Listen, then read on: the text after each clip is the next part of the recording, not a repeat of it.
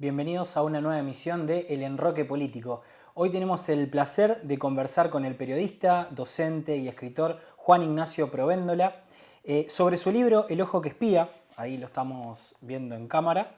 El Ojo que Espía, editado por la editorial Sudestada, que pone en foco en la Dirección de Inteligencia de la Policía de la Provincia de Buenos Aires, uno de los cuerpos de espionaje más importantes de la historia argentina, que funcionó entre 1956 y 1998. Vamos a conversar también sobre el derrumbe del Hotel Dubrovnik en Villa Gesell. Juan estuvo ahí y nos va a contar cómo fueron esas primeras horas de la tragedia. ¿Cómo estás, Juan? Un placer tenerte en el programa. Gracias, Tommy. Gracias, Lucas. A ustedes, agradecido por la invitación y el espacio. Para empezar, Juan, y meternos de lleno con el libro, contanos qué te llevó a investigar, a echar luz sobre la trama del espionaje, en este caso de la DITBA. ¿Cómo fue que llegaste a esto? Bueno, más que llevarme, me lo trajeron porque la DITBA es, como indicaste vos, una agencia de espionaje de la bonaerense que funcionó básicamente en la segunda mitad del siglo XX. Se crea en el año 56, en el contexto de la Revolución Libertadora y la necesidad de perseguir al peronismo proscripto, pero bueno, lo sucesivo se le fue dando otras utilidades hasta que en el 98 se cierra y se genera una discusión muy intensa respecto a quién se quedaba con esas millonadas de legajos y documentos. Claro. Cosa que finalmente la logra tener bajo su custodia la Comisión Provincial por la Memoria, que está acá en La Plata. Y la comisión, bueno, reordenó todo ese archivo, en primer lugar, para ponerlo a disposición de quienes fueron víctimas de espionaje, pero en segundo lugar, para permitírselo consultar a periodistas, investigadores, etc. Y en ese contexto, una amiga mía que es socióloga me comenta que había un dossier muy interesante sobre espionaje en el rock, que era de lo que yo estaba escribiendo mayormente en ese momento, en página 12, en el suplemento no. Así que, bueno, se lo aceptamos y nos pareció una cosa alucinante, entre tenebrosa y disparatada. Lo publicamos, anduvo muy bien.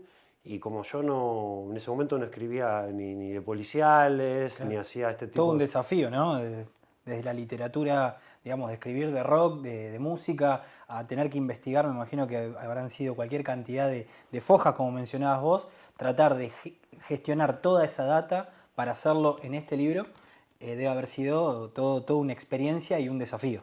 Sí, por eso justamente me cebó mucho poder trabajar con esos documentos, con ese lenguaje, con esas mecánicas, Claro. digamos, de espionaje. Entonces, bueno, después le pregunté, una vez que publicamos esa nota en página, le pregunté si había más. Entonces, un poco la idea era trabajar el espionaje sobre ejes que fueran atractivos, primero para narrarlos y después para ser leídos. Claro. Entonces ahí apareció después uno de espionaje en el fútbol, con cosas del Mundial 78, de distintas acciones que intentaban hacer montoneros y que el gobierno militar quiso neutralizarlo.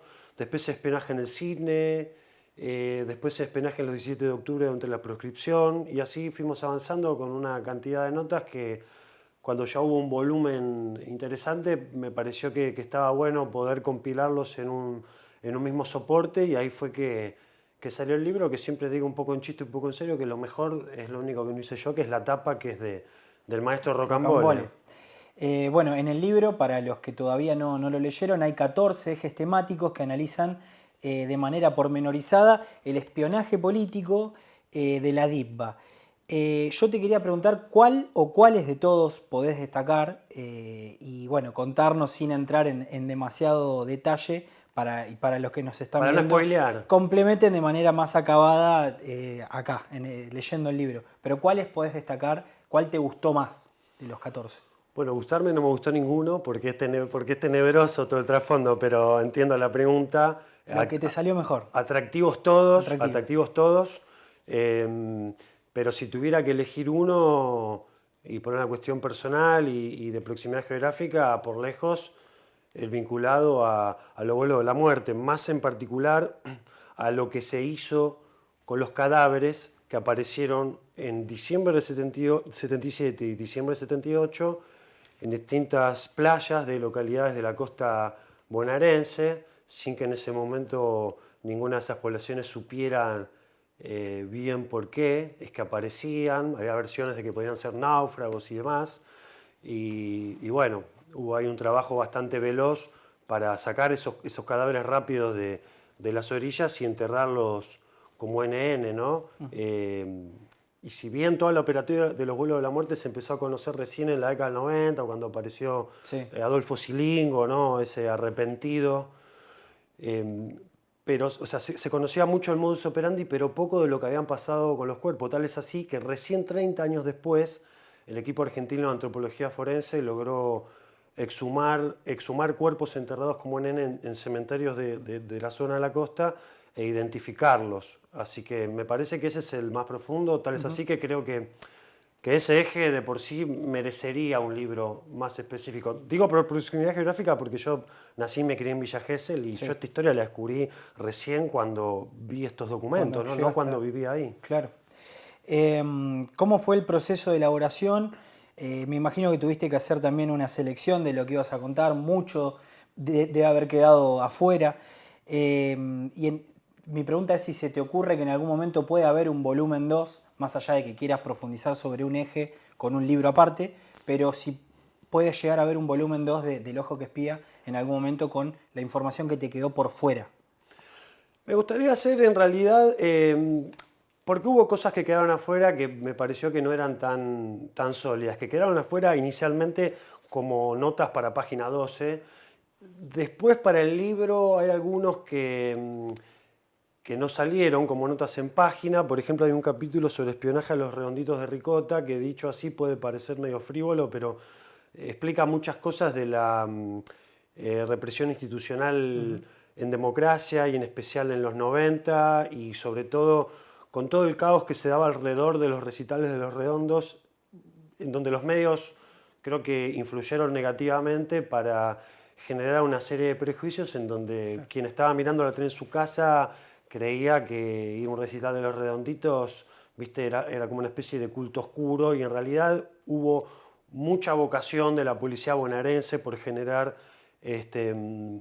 esos conflictos a partir básicamente de algo que está en otro capítulo, que es el que tiene que ver con las muertes de Walter Bulacio y de Miguel Bru.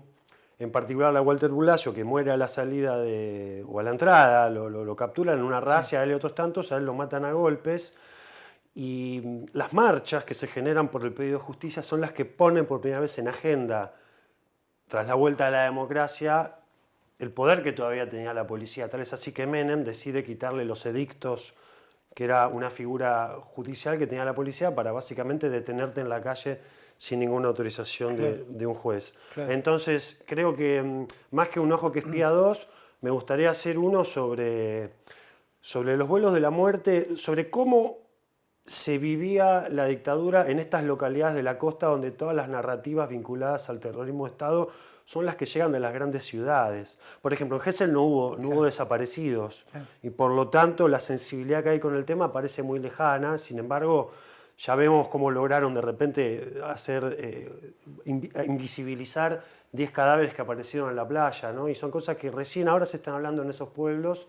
Y quizás eso es lo que me gustaría en algún momento profundizar, cosa que quise hacer en un viaje a Gesell reciente, pero bueno, me encontré con otra información que Vamos a entrar me en terminó detalle demandando. Sí. más adelante sobre eso. Trascendió una información que bueno, tiene un poco de relación con esto que venimos hablando, que el gobierno de Milei autorizó un plan que pone a la CIDE a hacer inteligencia interna, algo que bueno, hoy está prohibido por ley por la ley, La ley de inteligencia que es el 2001. ¿Cómo analizas esto? Bueno, mira, yo tengo la misma info que tenés vos. Leído a simple vista parece un disparate, sobre todo porque hay términos imprecisos. Por ejemplo, hay una figura que es la como del metaespacio. Algunos colegas se ríen porque dicen que parece que este borrador lo escribió alguien que mira mucho manga japonés y poco de espionaje. Sacando estos prejuicios, siempre hubo irregularidades en el espionaje, sobre todo por las pocas instancias de control civil que hay. Claro. Más allá que la ley de inteligencia que vos señalás, la del 2001, intentó ordenar un poco eso, pero sin mucho éxito. Acordate del polémico Proyecto X, Sí. ¿no? En el fondo creo que los mecanismos más sofisticados de espionaje son los que no conocemos. Entonces me pregunto, ¿qué habrá detrás de todo lo que sabemos? ¿No? Me preocupa más lo que no nos enteramos que de lo que, sí. de lo que nos enteramos. Y hoy con los saltos tecnológicos que hay respecto a, por ejemplo, a los últimos años del funcionamiento de la DIVBA, hoy ya podés hacer espionaje de una manera mucho más avanzada, con una computadora, cosa que en ese momento no se podía. Claro. Tampoco veo a los diputados de la oposición muy interesados en avanzar con esto porque, dicho simplemente, todos los gobiernos han aprovechado de los instrumentos de inteligencia en su beneficio. ¿Qué es en su beneficio? En la persecución política, ¿no? Así que me parece que es una discusión que los ciudadanos nunca la podemos terminar de profundizar, y ni hablar con los gastos reservados, ¿no? Sí. Relacionándolo con esto también que venimos hablando, hay muchos influencers que en la actualidad funcionan como terminales de inteligencia y operan desde las redes sociales atacando a periodistas y dirigentes opositores. Un caso que cobró notoriedad es el caso reciente de la Pistarini con Dillon. Bueno, hace apenas 2 años y antes de que Javier Milei asumiera en la presidencia, Juan publicaba en una nota textual, dice: hijos de la viralización digital, una pandemia y el descrédito hacia el orden establecido, los libertarios criollos creen estar construyendo un nuevo sentido de época de la mano de liderazgos lunáticos. No manejan municipios, ni siquiera un centro de estudiantes. Jamás tuvieron experiencia en gestionar algo parecido a lo que procuran modificar. ¿Cómo definís el perfil de estos nuevos fenómenos que encuentran en lo digital el espacio ideal para la disputa, para el terreno de la disputa? Bueno, esa nota, que es de hace 2 años y medio, fue la consecuencia de observaciones en principio personales, no periodísticas, que entendí percibir durante la cuarentena, cuando estábamos todos confinados, y por lo tanto quedamos mucho más conectados con los dispositivos digitales y con las redes sociales que antes. Sí. Dicho de otra forma, mucho más mediados por eso. Y la social media me parece que fue muy importante para la construcción de sentido y del humor y del ánimo social. Sí. Ahí ya me sorprendió los niveles de violencia que hasta ese entonces me parecían como expresiones más bien marginales. Yo te digo, Tommy, igual sigo sosteniendo que Twitter, aún a la fecha, es una representación marginal de la sociedad. Lo hablábamos el otro día, salís a la calle, preguntás a 10 personas random, ¿sí? Bueno, nombrame 5 influencers de Twitter, o cuáles son las 3 tendencias de hoy. Nadie sabe eso, o uno de casualidad. Nosotros, como lo utilizamos por nuestro laburo, quizás le damos más importancia, pero creo que algo de esa respuesta está en el ánimo social de la pandemia, el encierro, la construcción de ciertos odios, que no sé si tiene que ver específicamente con algo de Argentina. Hay olas regionales y mundiales sobre las que Argentina navega también, momentos más conservadores, momentos más progresistas, como fue en la década del 2000, con todos los gobiernos que hubo más latinoamericanistas en la región. Claro. Lo planteé como un interrogante, sin creer en ese momento que podrían ser la base. Es una radiografía bastante vigente de lo que sucede hoy. Déjame decírtelo, que lo pintaste como si hubiera publicado hace una semana, prácticamente, ¿no? A mí me parecía, bueno, gracias, pero a mí me parecía como bastante evidente eso, ¿no? No es que yo me puse a investigar algo que no sabía nadie y revelé una verdad. Estaba como muy de manifiesto, y me parece que probablemente eso permeara más en, digamos, la población sub-25 o sub-20, también en un contexto de crisis de representatividad política, de crisis de representatividad ideológica. A los dos nos gusta mucho el rock. Se discute también el rock sobre quiénes son las figuras que hoy puedan interpelar. Sí. Me interesa saber qué pasa por las cabezas de los chicos de 20 años, cuáles son sus referencias, ¿no? ¿quiénes son sus referencias? Los cantantes de trap, los streamers, gente que tiene solo por tener 500.000 seguidores, pero sin importar cuál es el sustrato ideológico, cuál es la info que te Que hay de bajan. fondo, ¿no? Voy a decir algo de viejo, que lo soy porque tengo 42, pero en mi época, ¿viste? Cuando uno dice en mi época, porque ya sos un viejo. Claro, pero en mi época, no sé, había como unas referencias de tipos o de tipas que más allá de la popularidad que tenían, te bajaban una info, ¿me entendés? Que te sacudía la cabeza, que te movía la palmera, que te cambiaba un poco la perspectiva, que te generaba preguntas, ¿me entendés? Que también abonaba cierto espíritu revolucionario propio de la juventud, pero sobre todo que te hacía preguntar de lo que pasaba. Ahora veo que no sucede eso, que hay una provocación por la provocación misma, sin cuestionar cosas que son del status Totalmente. quo, ¿no? La Sí. derecha, o sea, lejos de proponer cosas revolucionarias, en realidad lo que está haciendo es ir hacia la raíz de cosas que hace 100 años eran conservadoras, ¿no? Claro, claro. Volviendo al ojo que espía y bueno, relacionándolo con la política actual, Isabel Perón aparece en las páginas de este libro.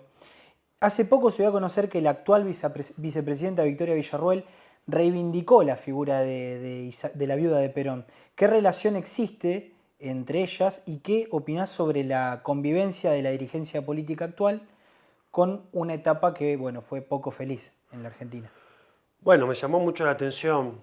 Primero porque si bien podemos ubicar tanto a Isabel Perón como a Victoria Villarroel como representantes de- de la derecha, ¿no? Quiero decir, representantes de expresiones intolerantes, creo que de todos modos no habitan, digamos que viven en el mismo country, pero no en la misma casa.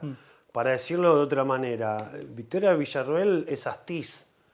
Astiz es la Armada es Macera, y Macera fue el que más estaba interesado en derrocarla a Isabel, más que Videla, más que Agosti, ¿no? Más que al ejército y más que a la fuerza aérea. Entonces ahí ya, por empezar, me llama la atención cómo Isabelita le concede un espacio de intimidad a alguien que ama y reivindica a quienes no solo la derrocaron, sino que aparte la maltrataron, porque Isabel estuvo presa 5 años, le cortaron el pelo varias veces, le hicieron alojarse en dependencias donde no tenía ni siquiera ventanas hacia afuera, fue una cosa bastante humillante. Siempre me interesa saber qué es lo que pasa por la cabeza de Isabelita. Pero bueno, también es cierto que Isabel no es prácticamente reivindicada por ninguna figura política gravitante en el mapa Para nada. de Argentina. Claro, algunos me dirán, bueno, sí, algunos sectores del peronismo de derecha, está bien, pero a la hora de contar votos no suman ni cuentan. Por lo que puedo averiguar, creo que hay una persona en común que articuló entre ambas, Ajá. que es tengo entendido que es un abogado de Argentina que tiene simpatía con Isabelita y es un poco el que le generó ese encuentro, que después, como consecuencia de eso, generó, acordate también, un homenaje en el Senado, donde Victoria Sí. Villarroel inaugura un busto que, como si hubiera pocos personajes, en este cotolengo aparece Ricardo Iorio, que parece que le habían cargado un busto de Isabelita a un tipo que era amigo de él, y bueno, la hija de Iorio se lo hace llegar. Nada, me parece que es un poco, para resumirte, las incertidumbres de los años pares. Los años pares son los años no electorales, en donde creo que son más proclives estos encuentros que no los terminamos de explicar desde la Realpolitik, ¿no? Me gustaría ver el año que viene, cuando se arman listas, ahí vamos a quizás entender cuál es el beneficio político que buscaba Villarroel, que en última instancia sabemos que ella es muy proclive a provocar, incluso a provocar al propio espacio. Quizás también la foto con Isabelita es una manera de provocar a sus propios atlátares de la Libertad Avanza, Claro. ¿no? Y hablando de provocación, ¿crees que el pacto social del nunca más está puesto en jaque por quienes gobiernan hoy la Argentina? Está puesto en discusión, eso sin dudas, desde el punto de vista institucional. Pero bueno, vos fijate que incluso con esta desagradable foto de diputados y diputadas libertarios, libertarias o libertaries, me imagino un libertario escuchando que le digo libertarias agarrándose las pestañas, Explotó. ¿no? Sí. Se le voló la computadora. Más allá, digamos, de animarse a sacarse una foto con Astiz, vos fijate esa foto, todo lo que nos explica, ¿no? Esa foto en la cárcel. Astiz, que es el más conocido, aparece atrás de todo en la foto, hasta como que él intenta esconderse, ¿no? O sea, eso nos está diciendo que hasta ellos no se animan a mostrarse. Se comenta que hay una rosca ahí para lograr que les den la detención domiciliaria, Sí. pero nadie se anima. Y volviendo a lo que me decías de Isabelita, Villarroel se sacó una foto con Isabelita, pero Villarroel hubiese deseado sacarse una foto con Astiz, cosa que de momento, con todo su espíritu provocador, no se anima a hacerlo. Entonces, fíjate que hasta en estos mismos espacios reaccionarios se dan cuenta que hay un límite que es medio difícil de pasar. Y mientras, digamos, perdure en la sociedad civil los anticuerpos para manifestarse en contra de estos peligros, digamos, de romper ese pacto social, creo que todavía sigue a salvo esa consigna del nunca más, ¿no? Hacemos ahí un parate con el tema del ojo que espía y bueno, del análisis de la política nacional y nos vamos a meter de lleno con Villa Gesell y más específicamente con el Hotel Dubrovnik. Sos geselino, lo dijiste recién en la nota. Nacido y criado. Bien, y no puedo dejar de preguntarte sobre este derrumbe del hotel. Me comentaste que estuviste a muy pocos metros a la vuelta de lo que pasó. ¿Qué nos podés decir sobre uno de los momentos más dramáticos, me imagino, que vivió Villa Gesell en toda la historia? Sí, absolutamente. Sí, comparado con la muerte de Fernando Báez Sosa, el asesinato de Fernando Báez Sosa, o con ese famoso rayo que mató a 3 personas hace como 10 años. Sí, terrible. Esto tiene un carácter inédito, porque que yo tenga recuerdo, nunca se derrumbó una construcción tan grande por motivos humanos, digamos. Después por terremotos y temblores, sí, en todo el país, el famoso terremoto de San Juan, pero esto no. Yo estaba a la vuelta parándole a un amigo, ¿no? Y bueno, escuchamos el derrumbe, fue una cosa tremenda, parecía un tsunami, porque eso está cerca del mar aparte. Nada, terrible, porque no terminamos de tomar dimensión de lo que pasó a medida que transcurrían los días y vimos que había gente abajo, que costaba sacarla, que primero no se sabía si se podía encontrar con vida o no. Y bueno, duró como alrededor de 11, 12 días todo el operativo para extraer los escombros y liberar la zona, que es lo que permite ahora la segunda instancia, que es la de las pericias hechas por gente de la policía, que se supone que eso va a permitir saber qué es lo que lo ocasionó, ¿no? Que me parece que sería bueno saberlo porque es una excepción que se caiga un edificio, no es algo normal y flaco favor le hace a una localidad balnearia que cunda el pánico entre turistas que de repente piensan que se puede caer cualquier lugar. Qué sé yo, creo que la causa va a llevar mucho tiempo, como todas las causas. Hablábamos antes de empezar la charla del famoso colapso del edificio en Rosario de hace 11 años, producto de una explosión de gas. El juicio oral tardó 6 años y después tuvo apelaciones y llegó hasta la corte y la corte rechazó. Acá, a diferencia de lo de Rosario, con lo de Gesell, más allá de las culpas que pudieron haber habido entre obreros, arquitectos y propietarios, en esa escala de responsabilidades, también podría haber una responsabilidad de la municipalidad, ¿no? En relación a controles, porque la municipalidad tiene un poder de policía también para controlar las obras que se hacen, autorizarlas, ¿no? Si hay obras clandestinas, impedir que se hagan. ¿Cómo lo viste a Gustavo Barrera con el tema? ¿Cómo lo manejó? ¿Estuvo ahí en la zona donde estuvo afectado el tema? Sí. ¿Cómo Sí. Que me parece que es lo que tendría que haber hecho, lógico. ¿no? No se iba a ir a tomar un mate a la playa, bueno, hubiese quedado bastante mal. Ha pasado mal. con otras tragedias que los intendentes no hayan estado. Sí, o que estaban tomando sol en Brasil. Sí, por eso te lo pregunto. Sí. No, él estuvo, yo lo vi, él y otros funcionarios, ¿no? Pero ahí la dirección del operativo, que fue muy complejo porque intervinieron policías, bomberos, rescatistas, médicos, psicólogos que estaban haciendo la contención a los familiares de las víctimas que quedaron bajo los escombros. Un laburo aparte eso. Sí. La dirección la tomó rápido el ministro de Seguridad de la provincia, que es quien, bueno, aparecía también como vocero ante los medios, porque obviamente en los primeros días era muy caótico todo y estaba lleno de periodistas.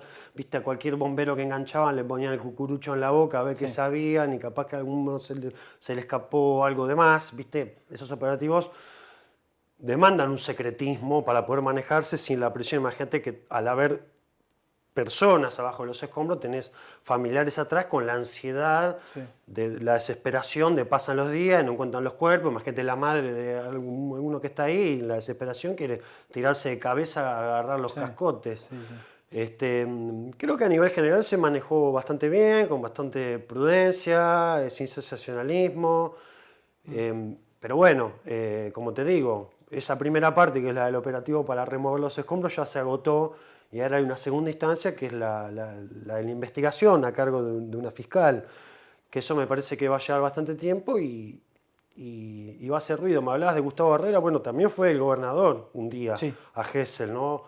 A como poner la cara y mostrarse, que siempre eso es saludable, pero bueno, no alcanza, ¿no? La investigación prosigue ahora para tratar de entender cuál fue el motivo que hizo que se cayera eso, que creo que vendría bien que se sepa para darle tranquilidad a toda la costa atlántica, porque la costa ha tenido otros episodios. En Pinamar, hace unos cuantos años se cayó un balcón en pleno verano con 5 chicos y se murieron. En Gesell, poquito antes del asesinato de Fernando Báez Sosa, también se cayeron 2 balcones, no era temporada alta todavía.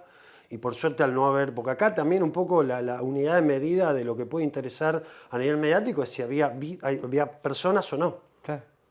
De hecho, cuando fue el derrumbe, y inicialmente yo estaba a la vuelta, el comentario era que no había nadie adentro porque el Apar Hotel estaba cerrado.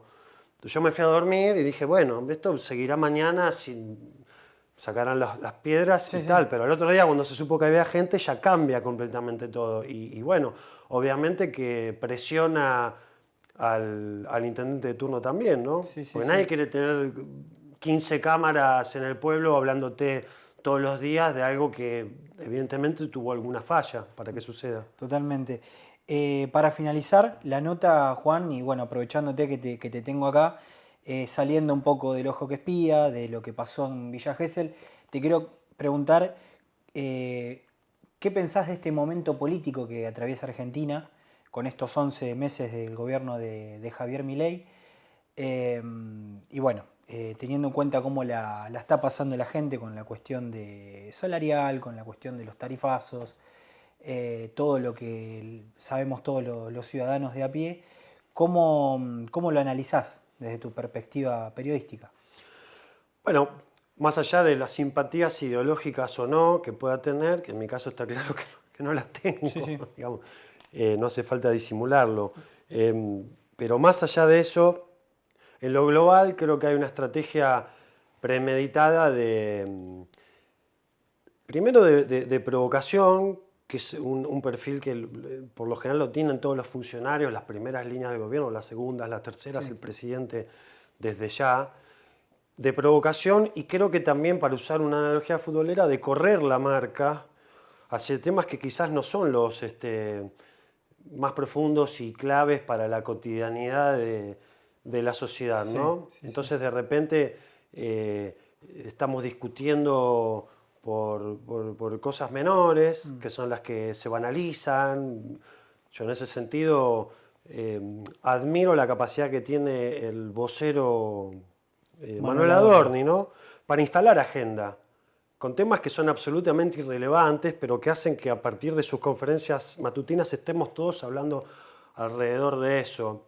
Y lo que me da quizás un poco de alarma es ver que la oposición muerde ese anzuelo. Un término muy de la social media que es el bite, ¿no? Bite, que significa carnada en inglés, justamente eso, que se usa mucho en las redes, ¿viste? Cuando algunos influencers tiran capaz que una fake news, no importa si es cierto o no, lo importante es que las audiencias piquen. Bueno, acá me parece que hay premeditadamente una estrategia para que estemos discutiendo cosas menores, como por ejemplo ahora que el billete de 20.000 pesos, que lo tiene Alberdi, si es importante, no es importante, qué sé yo, me parece absolutamente irrelevante, pero lo más importante de fondo no se discute, qué sé yo, los vectores económicos que son los que se están tocando y que, bueno, no son muy distintos a los que hemos vivido, sin ir más lejos, en el 2001, ¿no? Totalmente, sí. El dólar planchado, algunos dicen, bueno, qué bien que el dólar esté barato. Bueno, pero si el dólar está barato, pero los precios siguen subiendo, bueno, porque esto está beneficiando a alguien que no somos ninguno de nosotros tres.